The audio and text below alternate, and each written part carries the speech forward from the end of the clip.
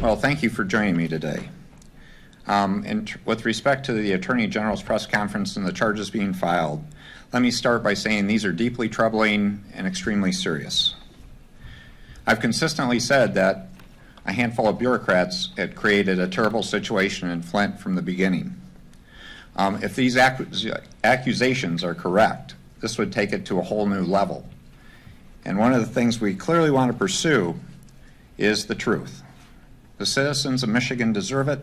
The citizens of Flint deserve it. We've been fully cooperating with this investigation and will continue to do so.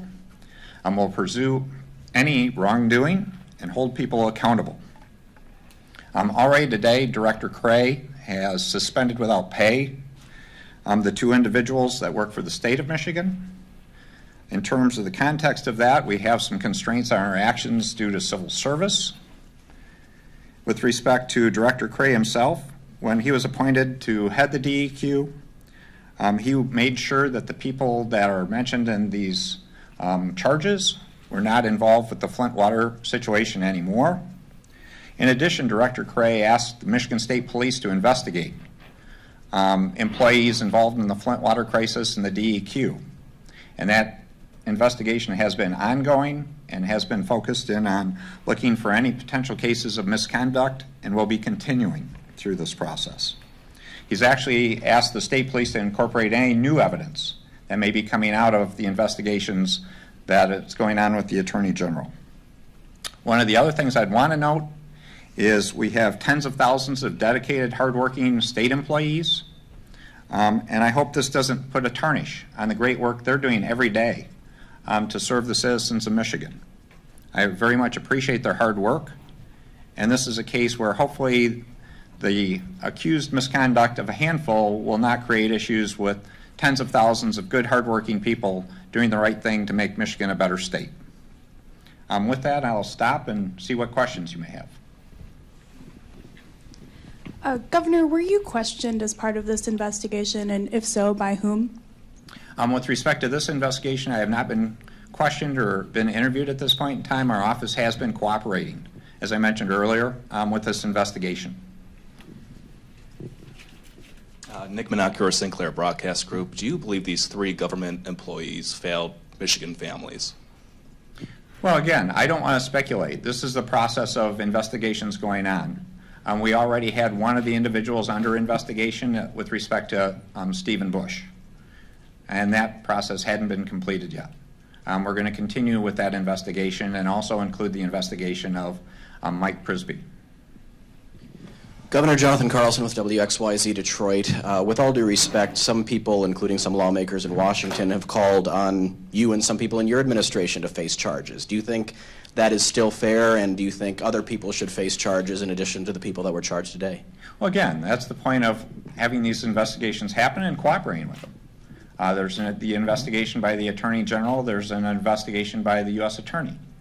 And again, we're fully cooperating and supporting those 2 investigations in particular. Governor, if I can follow up on that question, do you feel you did anything criminally wrong here? Again, I don't even want to get into that kind of speculation. I don't believe so. And so the point here is this is much my point about how I ended this, about saying I'm concerned about how this could go over with 47,000 employees in the state of Michigan that are working hard every day to do good things. And so I think it's critically important that these investigations go forward, that as they find potential issues of wrongdoing, they be brought forward, that we go through the due diligence and the due process of determining what actually happened, because people deserve the truth and deserve the answers. They want accountable government, and they should get it. At the same time, I also want to make sure that we're not casting a cloud over tens of thousands of state employees that are working very hard. And the same thing would be true of anyone in government service, because they're playing important roles helping people. Governor, do you know how many state employees have been advised to retain criminal defense attorneys, and what do you say to a large number of state employees that are starting to voice that they're very, very worried that this net is going to catch them, they could be charged, and how do you deal with potential morale issues? That is one of the challenge points, and that's what one of the issues Director Cray's doing as we speak, Again, he's making sure he's communicating with the DEQ, both in terms of addressing the suspension issues, but also talking to employees about making sure that we continue to do good work for the state of Michigan, for the people of Michigan.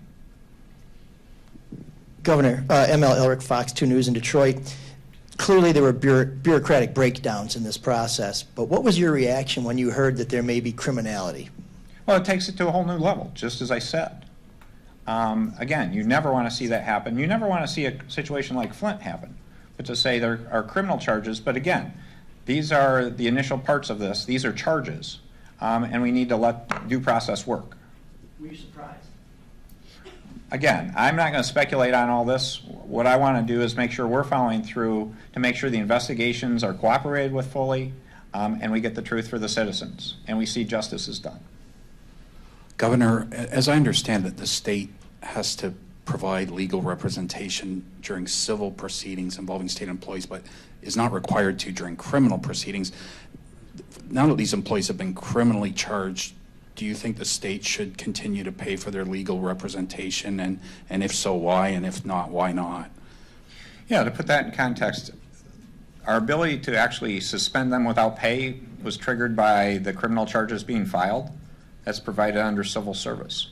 With respect to the legal counsel question, my understanding is that's a function of the department director, and the way this is being viewed is the investigation is not complete. So those costs are being covered at this point in time, and that was a function of the state police investigation that was previously began back in January. And as those investigations get completed, I'm working under the assumption Director Cray would be revisiting the appropriateness of continuing to pay. Hi, Elena Holland with TV5 out of Flint and Saginaw. So now that this is something that there's charges against state employees and it's taken to this level, what's that speak to the level of, lack of trust in what this has done to the residents of Flint?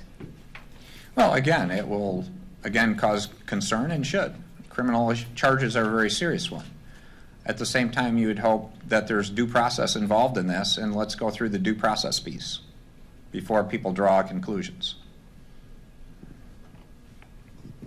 You know, Governor, a lot of the speculation, obviously, and the observations have been around you, but now that we've got charges against 3 state and 1 city employee there, do you feel a level of vindication that you didn't do anything wrong? Well, I think what I've said consistently from the beginning is this tragic situation was the result of bad decisions by bureaucrats. Again, I always described it in terms of people lacking common sense. This puts it in the context of criminal behavior. In either case, there's a tragic situation that's happened. Now we need to wait and see, let due process work to see was it actually criminal or was it just poor decision making. And I'm not looking for vindication. This is about getting to the truth, getting to accountability. All right. Last question, Zach from Gongwer. Governor, have the text messages from your staff's cell phones either been obtained by the investigating group with the Attorney General or via lawsuits, and have those been provided if they were requested? I can't specifically answer that. We've been doing a lot on document requests. But if you ask me, we're literally in tens of thousands of emails and other documents. How broad that is, I assume it's fairly broad, but I can't specifically answer your question. Thank you, Governor. Thank you.